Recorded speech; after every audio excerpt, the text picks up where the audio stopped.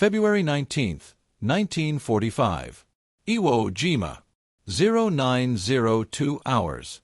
The volcanic sand was black, not the rich black of fertile soil, but the dead black of stone pulverized over millennia, transformed into a substance that was neither earth nor ash but something in between. Lieutenant Tadamaki Kurabayashi, no relation to the general, crouched in the observation tunnel carved into the northern slope of Mount Suribachi, his field glasses pressed against eye sockets that hadn't slept in 31 hours.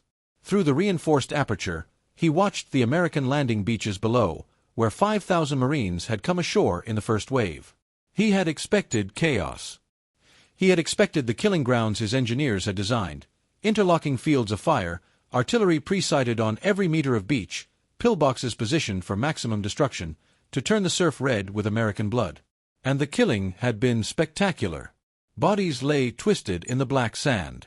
Burning Amtraks sent pillars of smoke into the gray morning sky. The beach was a tableau of carnage that should have vindicated every defensive calculation, every month of tunneling, every ton of concrete poured into this 8-square-mile hellscape of volcanic rock. But Tadamaki wasn't watching the dead. He was watching what arrived behind them. Massive yellow machines, each the size of a small house, grinding off the landing craft with a mechanical inevitability that made his hands tremble against the field glasses. Bulldozers. Not one or two for engineering support, dozens of them, rolling onto Iwo Jima's beaches while the battle still raged, while Japanese artillery still fell, while machine gun fire still raked the landing zones. One dozer took a direct hit from a 120mm mortar. The explosion enveloped it in smoke and shrapnel. Tadamaki allowed himself a moment of grim satisfaction, until the smoke cleared and the machine emerged, gouged but functional, blade still lowering toward the volcanic sand. The operator had been replaced by another man without the dozer even stopping. And then it began to push. Not carefully. Not tentatively. It drove its blade into the terraced sand berms that Japanese engineers had spent 3 months crafting, defensive obstacles calculated to channel American infantry into pre-designated kill zones, and it simply erased them. Pushed them aside like a cook scraping debris from a cutting board. In 90 seconds, terrain features that had taken weeks to construct ceased to exist. Tadamaki lowered his field glasses. Around him in the observation post, 5 other officers watched in similar silence. They had studied American tactics at the Imperial War College. They had analyzed Tarawa and Saipan and Peleliu. They understood American material superiority in abstract terms. More ships, more planes, more bullets. But this was different. This wasn't more. This was something else entirely. The Americans weren't just bringing weapons to defeat an army. They were bringing tools to remake the actual earth beneath that army's feet. And they were doing it while people were still dying on that earth, with a casualness that suggested they'd factored dozer losses into their logistics the same way they'd factored ammunition expenditure, as an expected cost of a process that would continue regardless. This is the story of how American construction equipment broke not just Japanese defensive positions, but the philosophical foundation of island warfare itself.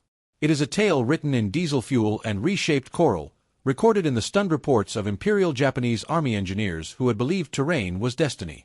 It is the account of how industrial machinery became a weapon more decisive than bombs, how abundance manifested not just in weapons but in the tools to rebuild the very battlefield while fighting on it, and how Japanese soldiers discovered that you cannot defend an island against an enemy capable of altering that island's fundamental geography faster than you can adapt to the changes. The Japanese understanding of defensive warfare in the Pacific was built on geology. Each island was a fortress sculpted by nature: volcanic peaks, coral ridges, limestone caves, jungle-choked ravines. Japanese military engineers were masters of working with these features, enhancing natural advantages through careful construction. On Iwo Jima, they had spent 8 months turning 8 square miles into perhaps the most heavily fortified position in military history. 11 miles of tunnels, 1,500 cave positions, artillery emplacements with overlapping fields of fire, bunkers connected by underground passages that allowed defenders to retreat and reappear, making every yard of advance a separate battle. The mathematics were daunting. Imperial General Headquarters calculated that taking Iwo Jima would cost the Americans 40,000 casualties and require 4 months of fighting. This wasn't wishful thinking, it was engineering analysis. Every gun position had been surveyed for optimal firing angles. Every beach approach had been studied and transformed into a killing ground. The island had no harbor, no anchorage. beaches of volcanic sand that vehicles would struggle to traverse. Even if the Americans landed, and Japan's defenders knew they would, the terrain itself would slow them, channel them, break their momentum. What Japanese planners understood in theory but hadn't fully internalized was the American approach to terrain obstacles. They didn't accept them. Where Japanese doctrine taught working with geography, American military engineering taught working against it, reshaping, flattening, paving, transforming hostile terrain into logistical infrastructure. The U.S. Navy construction battalions, the Seabees, and Army Corps of Engineers represented an approach to warfare that the Japanese had no conceptual framework for understanding. These were not combat engineers in the traditional sense. They were industrial construction workers militarized, bringing to warfare the same methodology that had built the Hoover Dam and the interstate highway system. The assumption that no natural obstacle was permanent if you had enough machinery and fuel. The numbers revealed a disparity so vast it bordered on science fiction. At the peak of the Pacific War, American forces operated approximately 14,000 bulldozers across the theater. Bulldozers specifically designed for military use, armored against small arms fire, built to operate in jungle humidity and coral dust and volcanic ash. Japan's military possessed roughly 200 bulldozers for the entire Imperial Army and Navy combined, most of them civilian models impressed into service. American construction battalions could bring a functioning airfield online in 72 hours on an island where no airfield had existed. Japanese engineers, working with hand tools and limited equipment, required weeks to construct comparable facilities. But the disparity wasn't just quantitative. It was philosophical. Japanese military culture viewed terrain as something to be adapted to, a fixed variable around which tactics must conform. American military culture viewed terrain as something to be adapted, a problem to be solved through application of sufficient machinery. This difference in worldview would manifest in ways that Imperial War College strategists had never contemplated, because they had never imagined an enemy that would bring industrial earth-moving equipment into active combat zones, that would prioritize construction machinery with the same urgency as artillery, that would treat reshaping an island's geography as a tactical operation rather than a long-term engineering project. The bulldozer that landed on Iwo Jima's beaches represented more than mechanical capability. It symbolized an entire industrial philosophy. The Caterpillar D8, which became the standard heavy dozer of the Pacific Campaign, weighed 35,000 pounds and generated 115 horsepower from a diesel engine designed to run continuously for days. Its blade could move 8 cubic yards of material per pass.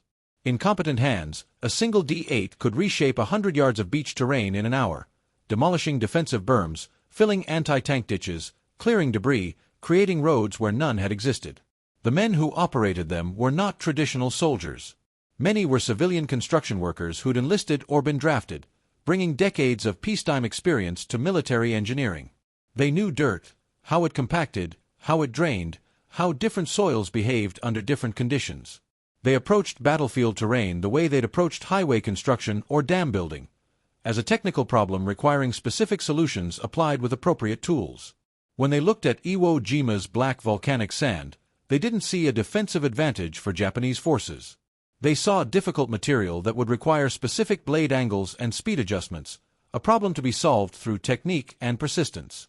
What made them effective wasn't just skill, it was a support infrastructure that Japanese observers found incomprehensible. American logistics treated bulldozers as mission-critical equipment. Spare parts arrived by dedicated supply ships. Mechanics worked around the clock performing maintenance. Fuel supplies were prioritized to ensure dozers never sat idle for lack of diesel. When a machine broke down, replacement dozers were landed within hours. When an operator was killed, and many were, as dozers became priority targets for Japanese artillery, another trained operator was assigned immediately. The dozers never stopped. Not for casualties. Not for equipment failure. Not for enemy fire. Petty Officer Hiroshi Tanaka, an engineering specialist who survived Iwo Jima and was interviewed in 1952, described watching the landing from a camouflage position on D-Day +2. We had destroyed the first bulldozer completely, direct hit from our Type 96 gun. We celebrated. Then another dozer came and pushed the destroyed one aside like it was a child's toy. Then it continued the work the first dozer had been doing, reshaping the same terrain feature. We destroyed that one too. A third arrived. Then a fourth. It was like fighting a machine that could regrow its limbs. We could kill the operator, destroy the equipment, and it made no difference to the process. The reshaping continued. This industrial resilience violated every principle of attrition warfare that Japanese doctrine relied upon. In traditional combat, destroying enemy equipment represented a tactical victory. Fewer tanks meant reduced enemy capability, lost artillery meant diminished firepower. But the Americans approached bulldozers differently. They were tools in an assembly line process. Individual machines were disposable components in a system designed with redundancy built in. Losing 10 dozers was unfortunate but acceptable if those 10 dozers accomplished their earth-moving objectives before destruction. The mission wasn't to preserve the equipment, it was to reshape the terrain, and as long as terrain kept getting reshaped, the mission succeeded regardless of how many individual machines failed. The psychological impact on Japanese defenders was insidious. They could hear the dozers constantly, diesel engines roaring day and night, the metallic scrape of blades on rock, the beep of machines reversing. The sound became a psychological weapon of its own, a reminder that while Japanese soldiers huddled in tunnels conserving ammunition and supplies, American engineering units were systematically dismantling the defensive advantages that terrain provided. Bunkers that had been carefully positioned on high ground found that high ground bulldozed into gentle slopes. Artillery positions sited to cover specific approach routes discovered those routes simply ceased to exist, replaced by new roads carved through terrain previously considered impassable. The transformation of Iwo Jima's geography during the battle was documented in aerial photographs that Japanese intelligence officers studied with mounting horror. On D-Day, February 19th, the beaches matched their defensive plans: terraced sandberms, natural depressions, volcanic stone outcroppings that would channel American advance into predetermined killing zones. By D-Day +3, February 22nd, aerial reconnaissance showed a landscape that no longer corresponded to Japanese maps. The terraces were gone. The depressions were filled. The outcroppings had been pushed aside or buried. In 72 hours, American engineering equipment had rewritten the tactical geography of the island's southern quarter. But the dozers weren't just erasing Japanese defensive preparations, they were building American offensive infrastructure. Within 5 days of landing, Seabee construction battalions had established fuel dumps, ammunition storage facilities, field hospitals, and command posts, all connected by a road network that extended over 2 miles inland. Roads that hadn't existed on February 19th were bearing the weight of Sherman tanks by February 24th. Airstrips that existed only as lines on planning maps were receiving damaged B-29s by March 4th, while the battle still raged across the island's northern sectors. This speed of construction would have been impressive in peacetime. In an active combat zone, under artillery fire, with Japanese infiltration teams targeting engineering units, it was something the Imperial Army had no conceptual framework for processing. Japanese military engineering doctrine assumed that major construction required secure rear areas and extended time frames. American doctrine assumed that construction would occur under fire and planned accordingly, armoring the dozers, training operators in combat awareness, accepting casualties as the cost of maintaining operational momentum. Major Yoshitaka Hori, who commanded logistics for Iwo Jima's garrison and survived because he was stationed on nearby Chichi-jima during the battle, wrote in his post-war memoir, "We understood that Americans had more of everything. More bullets, more bombs, more ships. But we thought terrain would equalize this advantage. We thought the volcanic rock and caves would make machines irrelevant, would force them to fight as infantry, man to man. We did not understand that they would bring machines to change the volcanic rock itself. It was like fighting an enemy who could rewrite the rules of physics. Our maps became useless not because we were retreating, but because the island our maps depicted no longer existed." This map obsolescence represented a cognitive crisis for Japanese forces. Military operations depend on shared understanding of terrain. Commanders issue orders based on geographic references. Soldiers navigate using landmarks. Artillery calculates firing solutions using surveyed positions. When the Americans began systematically altering Iwo Jima's landscape, they weren't just building their own infrastructure. They were destroying the common geographic language that Japanese defenders used to coordinate. Bunker 47 was supposed to provide covering fire for Position 12, but if the ridgeline between them had been bulldozed flat, the defensive plan collapsed. Artillery zeroed on grid reference Delta 5 became useless when Delta 5 was reshaped from a natural depression into a flat staging area. Japanese soldiers in the tunnel networks reported a disorienting sense of emerging from underground to find the surface geography had changed during their absence. Landmarks they'd used for navigation were gone. terrain features that had provided cover or concealment had been leveled. It was warfare as erasure, not just of human positions but of the land itself, remade according to American operational needs with a speed that suggested infinite resources and a fundamental disregard for the permanence of geography. The symbolic weight of the bulldozer, specifically its blade, that angled sheet of steel that turned mechanical power into geographical transformation, became central to how Japanese soldiers understood their defeat at the tactical level. Unlike bombs, which destroyed, or bullets, which killed, the dozer blade altered. It took terrain that favored defenders and made it favor attackers.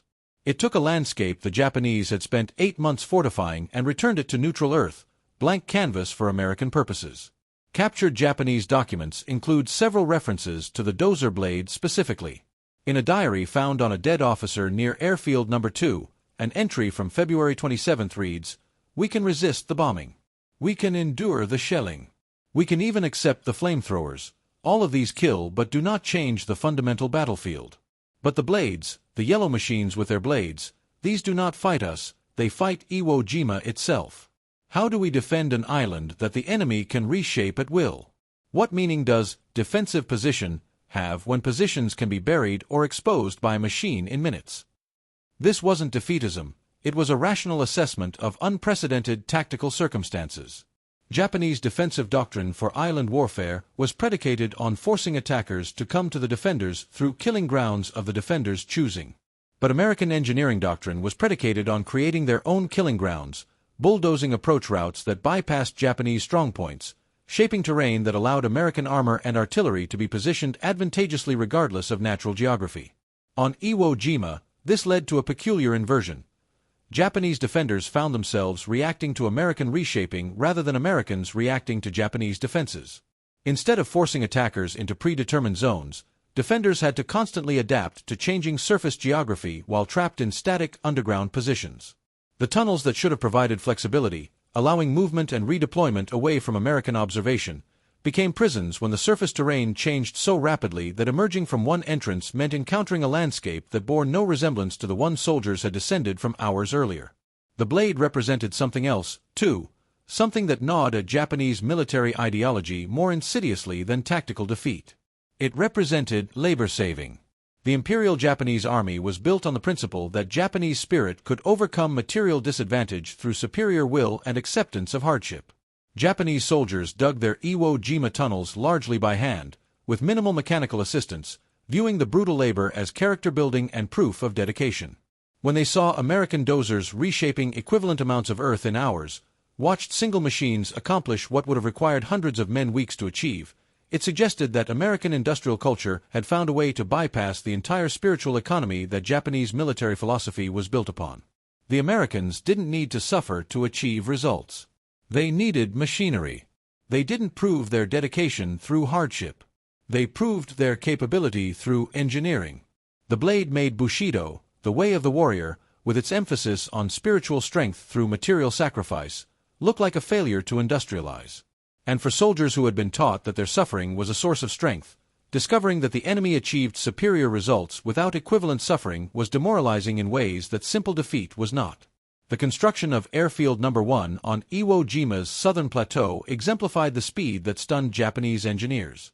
The airfield existed on Japanese maps. It had been under construction since 1944, built by Korean forced laborers and Japanese engineers using mostly hand tools, with limited mechanical equipment.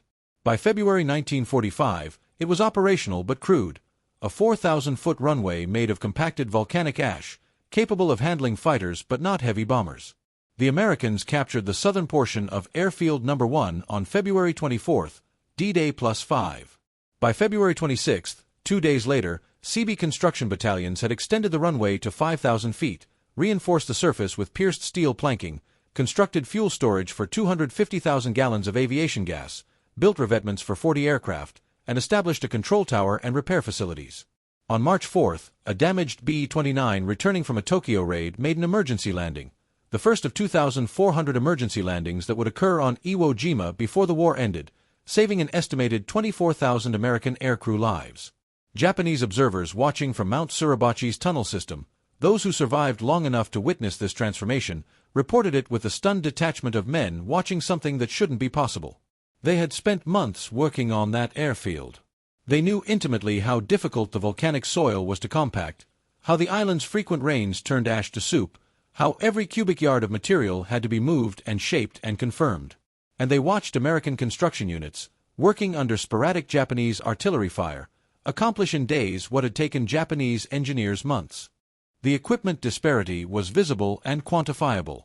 Japanese engineers on Iwo Jima had access to 3 small bulldozers, 2 motor graders, and an assortment of trucks, equipment sufficient for maintenance but inadequate for major construction.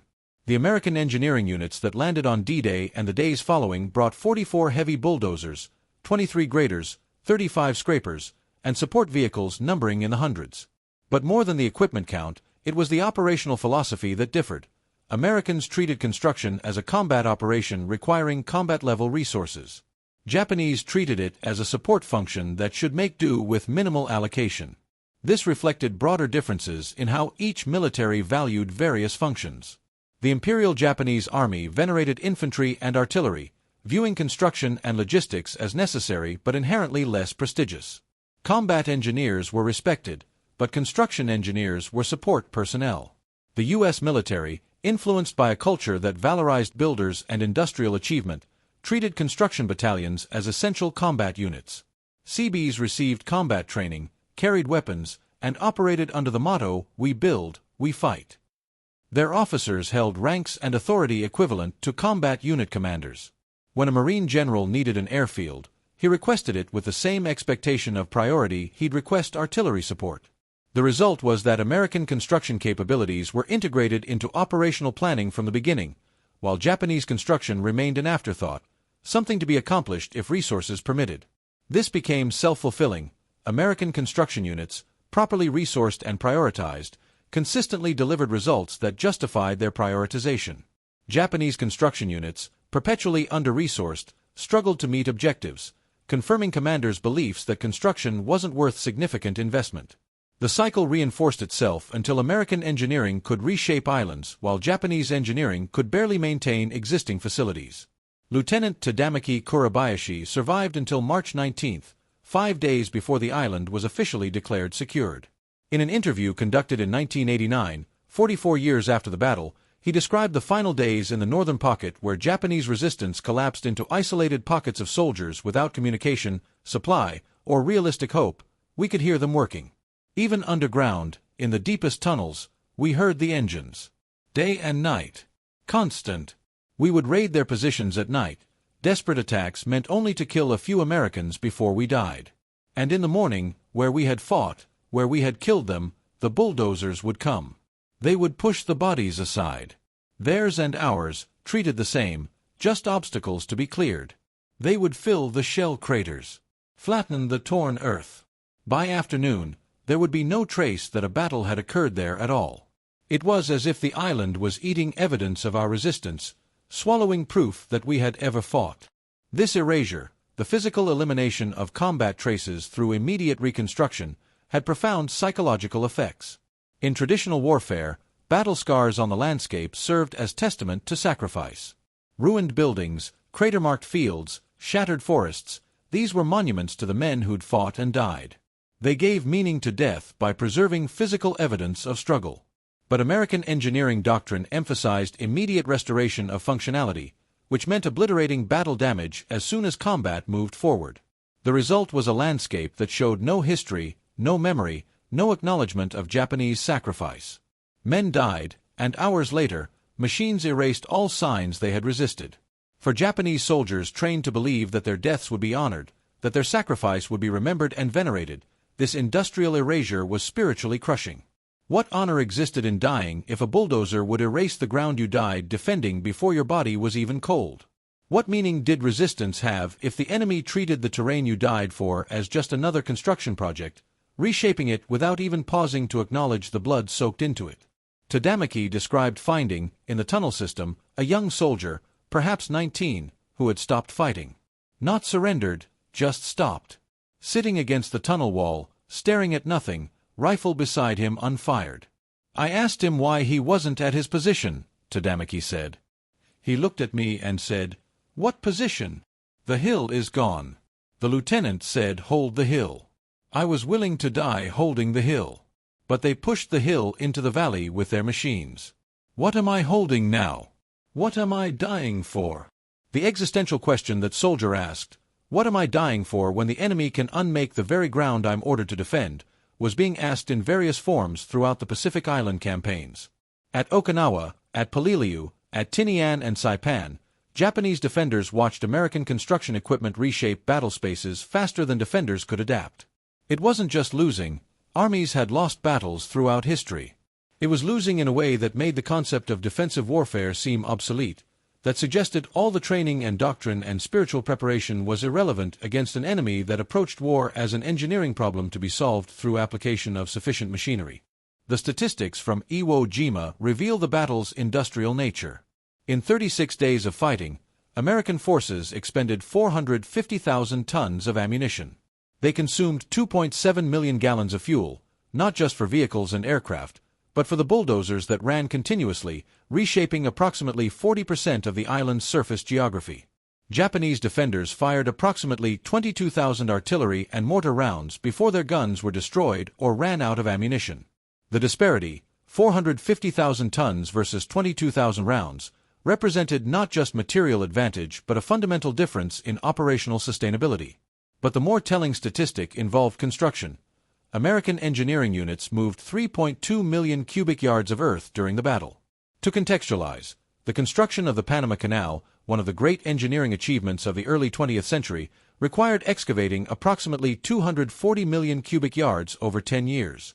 The Americans moved roughly 1.3% of the Panama Canal's total excavation in 36 days, on an 8-square-mile island, while fighting a battle that killed or wounded 26,000 American servicemen.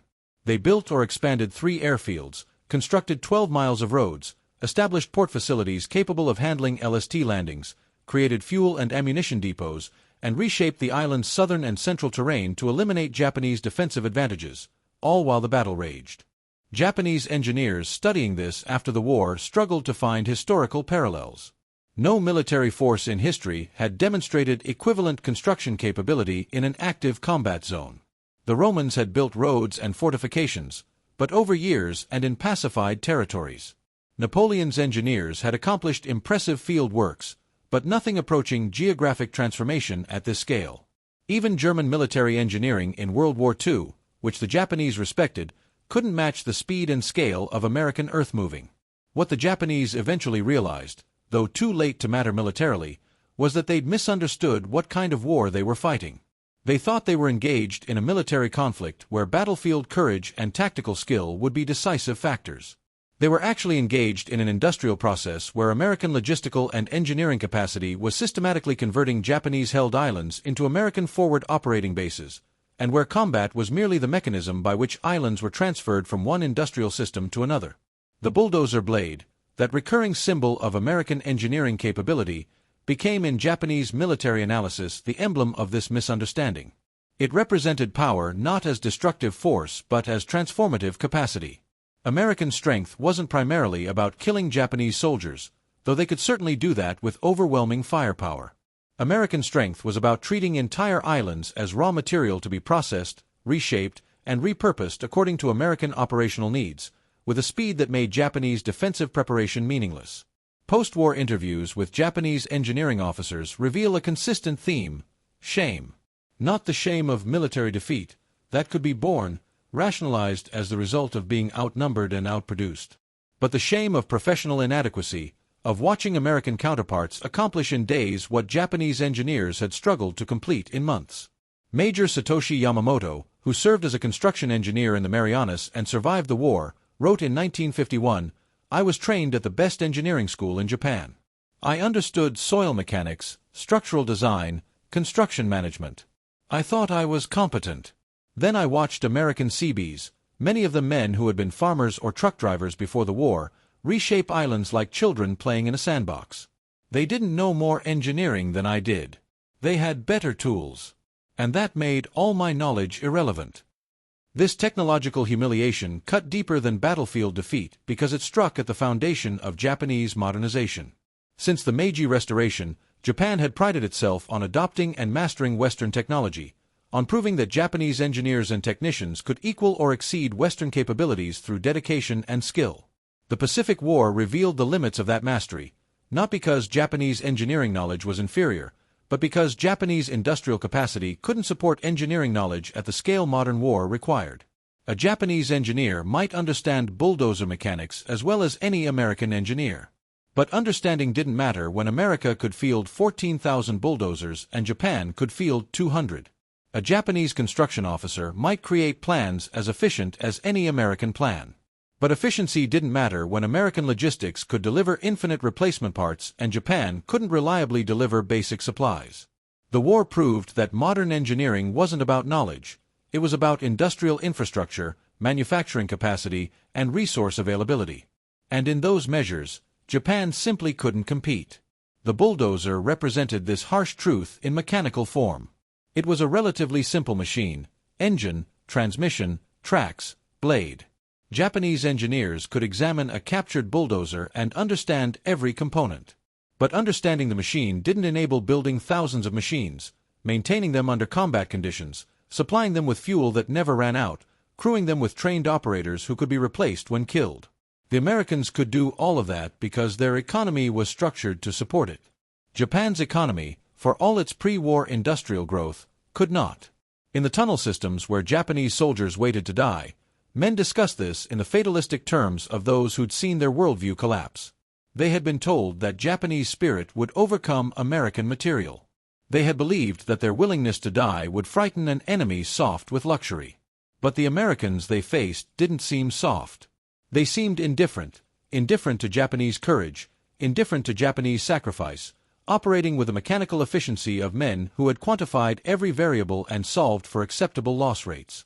And behind those men came the bulldozers, reshaping the islands that Japanese soldiers were dying to defend, treating sacred ground as just another engineering problem. The final irony of Iwo Jima emerged after the battle ended. The airfields that American engineering had built and expanded became staging bases for the B-29 campaign against the Japanese home islands.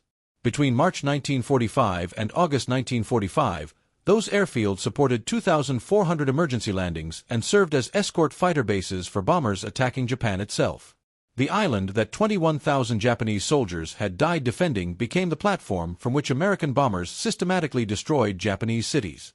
Japanese military analysts recognized the logic. Americans had fought not to take the island, but to use it.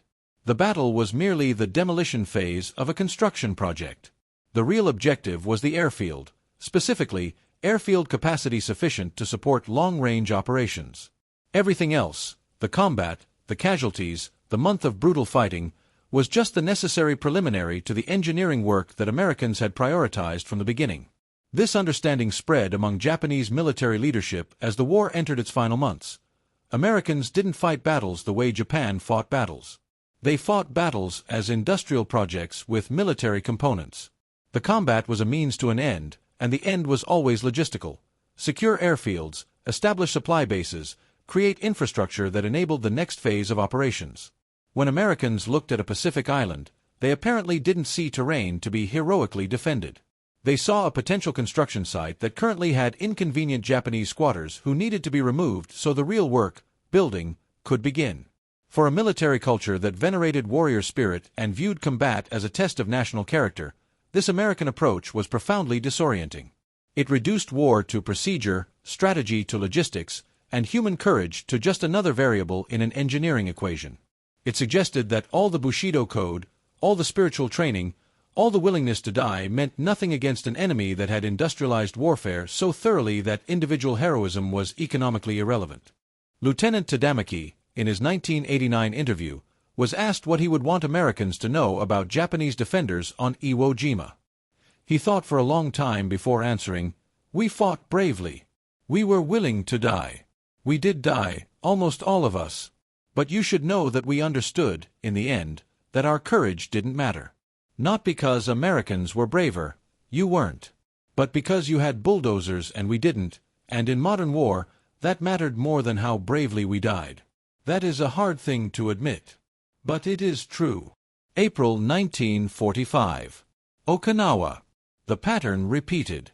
Japanese defenders fortified the Shuri line with months of preparation, creating defensive positions that should have stalled American advance for weeks. American combat engineers landed bulldozers on L-Day, April 1st, and began immediate terrain modification. Within 10 days, they had constructed 6 miles of roads, reshaped 3 key ridgelines to reduce defensive advantage, and built supply dumps that supported continuous offensive operations. Japanese soldiers, watching from caves and fortified positions, recognized the Iwo Jima sequence repeating, bombs and shells to suppress resistance, followed immediately by yellow machines reshaping the contested earth, followed by American infantry and armor advancing over terrain that had been transformed to favor attackers. The speed had increased. The doctrine had been refined. American engineering units on Okinawa accomplished terrain modification 30% faster than their counterparts had at Iwo Jima, applying lessons learned and bringing even more equipment. Japanese defenders fought with desperate courage. Okinawa's battle lasted 82 days and cost over 12,000 American dead, but they were fighting not just an army but an industrial system that had learned to integrate construction equipment into combat operations at a level unprecedented in military history. The bulldozer blade had become, in Japanese military consciousness, the symbol of American warmaking, relentless, impersonal, transformative. It didn't hate. It didn't fear. It didn't tire. It simply pushed, reshaping the world according to operational requirements, indifferent to whatever had existed before. Behind it came the supply trucks, the fuel tankers, the replacement parts, the endless stream of materials that suggested an economy so vast that it could afford to fight a war on the other side of the world while simultaneously reshaping every island between here and Tokyo. By June 1945, when Okinawa fell, the pattern was undeniable. American forces would identify their next target, bombard it, land on it, and immediately begin construction operations that transformed it into an American base, usually before the island was even fully secured. Combat and construction occurred simultaneously, overlapping, integrated into a unified operational sequence. The Japanese defenders' role in this sequence was simply to be removed, killed or captured or driven into caves where they die slowly without resupply, so that the construction phase could proceed. It was warfare as industrial process, and Japan had no counter to it. They couldn't match American construction speed. They couldn't disrupt American logistics substantially. They couldn't destroy enough bulldozers to matter because more bulldozers kept landing. By summer 1945, Japanese defensive strategy had devolved into simply making American victory expensive, because making it impossible was no longer credible when the enemy could reshape entire islands overnight. August 15, 1945. The Emperor's Voice. When Emperor Hirohito announced Japan's surrender via radio broadcast, he cited the enemy's new and most cruel bomb, the atomic weapons dropped on Hiroshima and Nagasaki. But in the months and years that followed, as Japanese officers and veterans processed their defeat, many returned to a different symbol. Not the bomb, but the bulldozer. The atomic weapons had been decisive, yes, but they were singular events, godlike and unprecedented. The bulldozers had been persistent, ubiquitous, present at every island battle, demonstrating day after day that American industrial capacity operated at a scale Japan simply couldn't match. In technical schools and engineering universities across post-war Japan, the Pacific War became a case study not in military strategy but in industrial capacity. Students studied American logistics chains, construction battalion organization, equipment maintenance protocols. They analyzed the supply systems that kept bulldozers fueled and operational. They examined the training programs that produced combat-qualified equipment operators. What emerged from these studies wasn't primarily military knowledge. It was industrial philosophy. The Americans had won by treating war as an engineering problem and bringing industrial-scale solutions to battlefield challenges. This understanding shaped Japan's post-war economic development. The same culture that had poured resources into battleships and fighter planes redirected itself toward construction equipment, heavy machinery, and industrial logistics. Companies like Komatsu, which had built equipment for the Imperial Army during the war, studied American heavy equipment design and manufacturing processes, eventually becoming global competitors in construction machinery.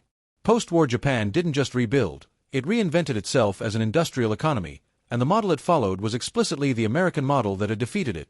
Massive manufacturing capacity, technological standardization, integrated supply chains, export-oriented production. The symbolic irony was profound. The bulldozer that had humiliated Japanese military engineers became the template for Japanese economic recovery.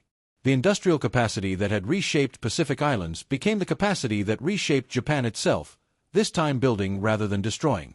Former Imperial Army engineers who'd watched American Seabees work with stunned admiration became post-war construction industry leaders, bringing American methods to Japanese projects.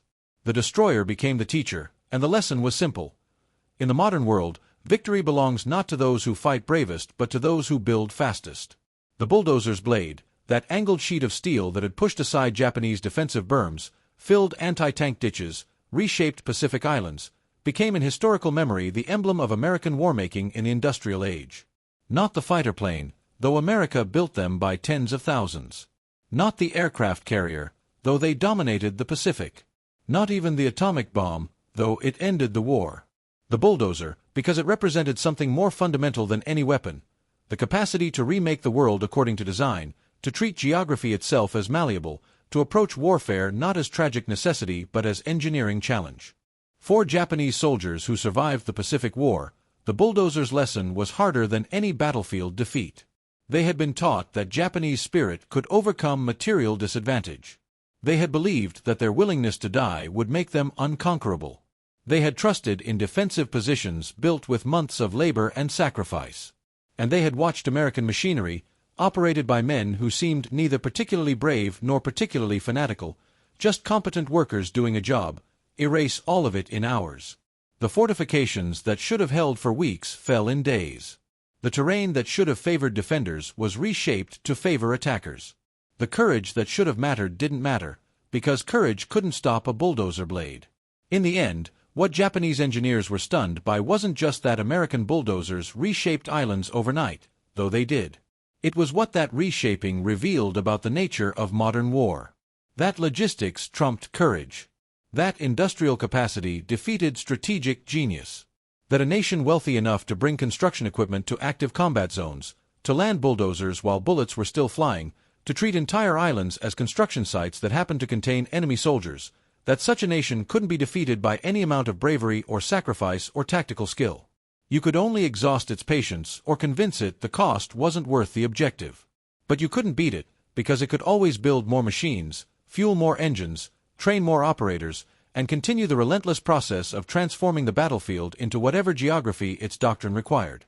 The yellow machines with their angled blades, grinding through volcanic sand and coral and blood-soaked earth, indifferent to sacrifice and courage and all the spiritual values that Japanese military culture held sacred, these were the true victors of the Pacific War. Not because they killed efficiently, but because they rendered killing itself secondary to the primary mission, building.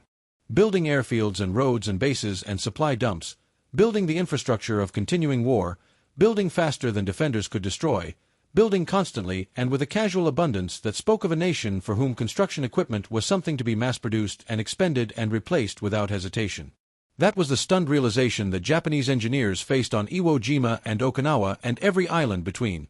They were fighting an enemy that possessed not just more weapons, but more of everything, including the ability to reshape reality itself according to operational needs.